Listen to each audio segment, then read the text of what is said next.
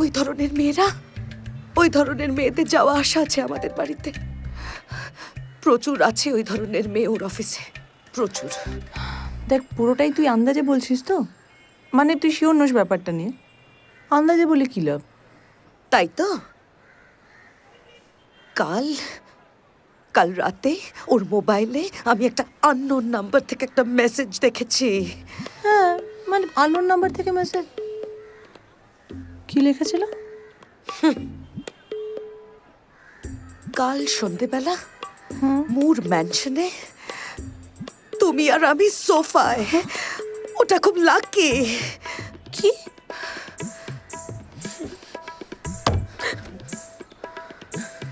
না দিদি, ফলো করতে হবে।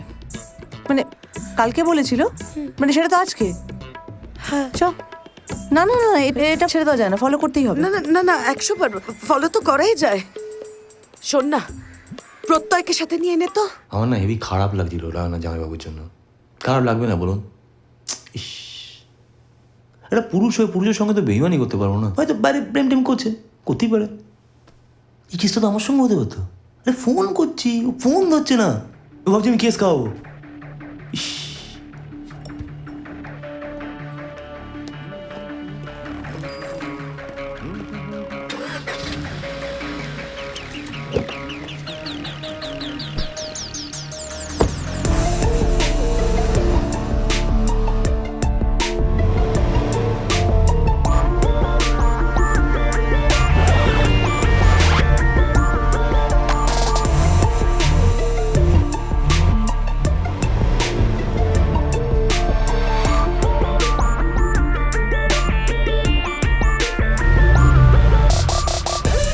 তাড়াতাড়ি চলুন তো।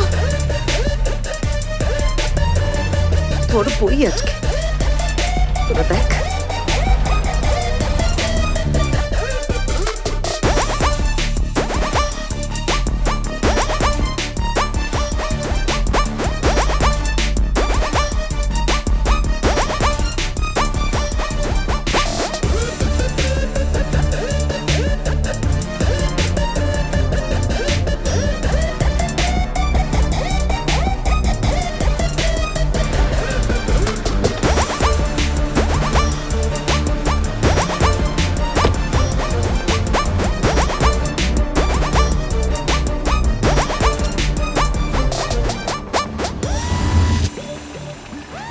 চল গিয়ে হাতে নাতে ধরি। এখানেই বসি, বেরোলে তো। Enough is enough.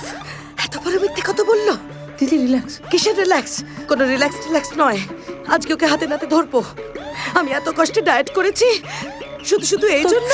শরীরটা খারাপ করবে। না না, শরীর খারাপ করুক, আমি যাবো। তোরা আয়, জাস্ট আয়। আমাদেরও যেতে হবে। এই দিদি দাঁড়া।